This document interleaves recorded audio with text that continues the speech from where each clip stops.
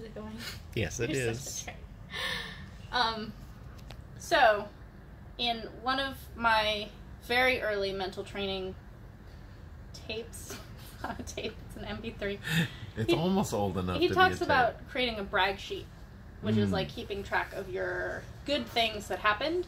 And he's like, when you first start doing this, you're going to even have your dicky inner coach in your head being like, oh, that's cute, you didn't get too upset when blah, blah, blah. But you write down things that are small, even if they're small, because they add up kind of thing. And when my friend Duuglas died and we went to his wake, his parents had us write memories of Duuglas, and they're like, as many as you can. And it's basically like each little folded piece of paper of a memory of Duuglas was kindling to keep them warm in the winter, so that when they were missing him, they could pull out these memories. And so keeping track of these small things, no matter how small they are, is like kindling for your mental training. So these things that could very easily just be forgotten because they're not that big of a deal, rather than I did something amazing, you keep track of all the little ones because they're kindling.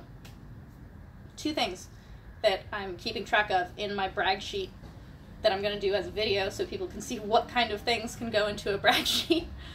One, I lied, it's three things. One, lately when I've been working on the bag for a long time, I was trying to just work on one thing, like just where my hands are, like just keeping my guard up, and I could not do just that one thing because it's driving me crazy that it would like kind of distort my other stuff, and I'm like, I don't want to do it if my knee's not good.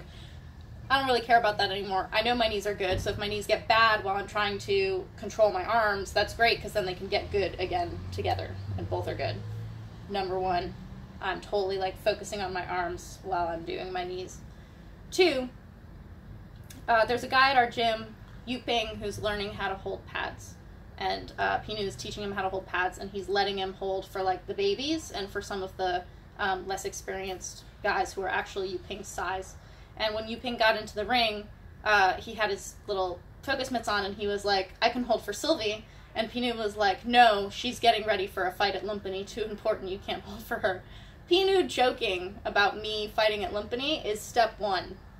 That totally could be a like, ha ha, I can't fight there, like, bad feeling, but it's actually an amazing feeling.